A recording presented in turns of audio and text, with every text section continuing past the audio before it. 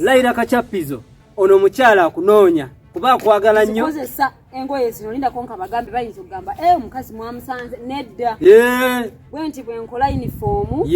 Tabe no uniform. Era muziri eri nga tebannankuba kikono. Weewaawo. Akati. Ona asobola okukakatugeze n'otwetera ku banene abo.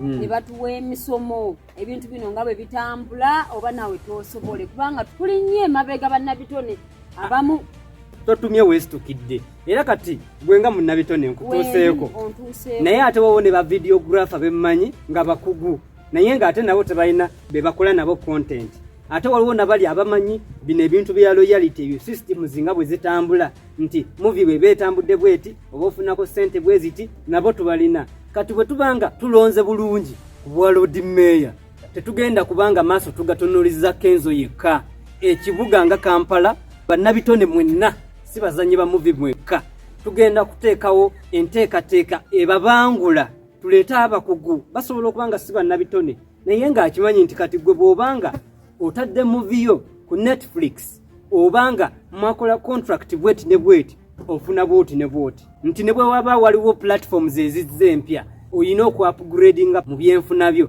era abo abakugu tugenda bafuna kuba already mu Kampala mwebali systems ezo nga bazimanyi mu kulondoola kuba waliwo gwe mmanyi bamwita Ravens Music abimanyiiko Ravens wonna wooli omukyala ng'ono akwetaaga omubangule aleme kubanga abeera mu movie nga kifaananyi bamugamba twakulabye ku TV naye nga ye talina bwafunira.